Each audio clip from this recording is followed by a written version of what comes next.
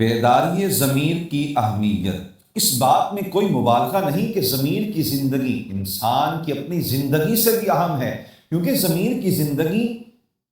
ایمان کی نشانی ہے۔ یہ زندہ ہو تو بندہ رب کریم کا محبوب بن جاتا ہے اور مرنے کے بعد بھی حیات سرمدی پاتا ہے، مگر ضمیر مر جائے تو بندہ اپنے خالق کریم کی بارگاہ میں بے وقعت ہو جاتا ہے اور چلتا پھرتا ہوا بھی حقیقت میں مردہ ہی ہوتا ہے۔ ضمیر نفس لوامہ رب تعالیٰ کو اتنا پسند ہے کہ اس نے فرمایا وَلَا أُقْسِمُ بِالنَّفْسِ اللَّوَّامَةِ، اور مجھے اس جان کی قسم جو یعنی اپنی کوتاہیوں کی وجہ سے اپنے اوپر بہت ملامت ڈانٹ سرزنش کرے۔ یہ نفس لوامہ کی عزت افزائی ہے کہ باری تعالیٰ نے کلام مجید میں اس کی قسم ارشاد فرمائی۔ سیدنا ابو امامہ سدی باہلی رضی اللہ تعالیٰ عنہ سے روایت ہے کہ ایک شخص نے رسول اللہ صلی اللہ علیہ وسلم سے پوچھا ایمان کی نشانی کیا ہے؟ سید عالم صلی اللہ علیہ وسلم نے ارشاد فرمایا اذا سرتک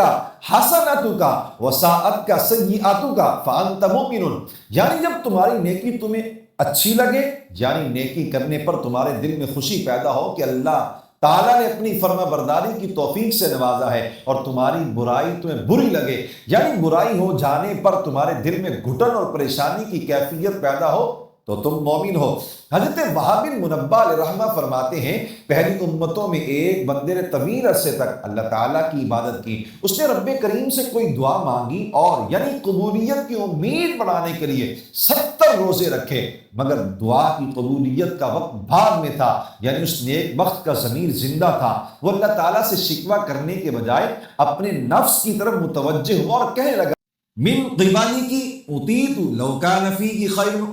اطیتی حاجتک ولکن لیس فی کی خیر، اے نفس تیری ہی وجہ سے مجھے محرومی ہوئی ہے، اگر تجھ میں کوئی بھلائی ہوتی تو تیری حاجت ضرور پوری کر دی جاتی، لیکن در حقیقت تجھ میں کوئی خیر نہیں۔ ادھر ضمیر نے اس کے نفس امارہ کو ملامت کی، ادھر رب کریم نے اس کی طرف ایک فرشتے کے ذریعے پیغام بھیجا یا ابن آدم انا ساعتک هذه التي اضريت على نفسك فیہا خیر من عبادتی کا، یعنی اے انسان یہ گھڑی جس میں تو نے اپنے نفس پر ملامت کی ہے، یعنی اس لمحے کا عمل تیری پچھلی ساری عبادت سے بہتر ہے۔ قد آتاک اللہ حاجتک، تجھے یہ خوشخبری بھی ہو کہ رب کریم نے تیری حاجت پوری فرما دی ہے۔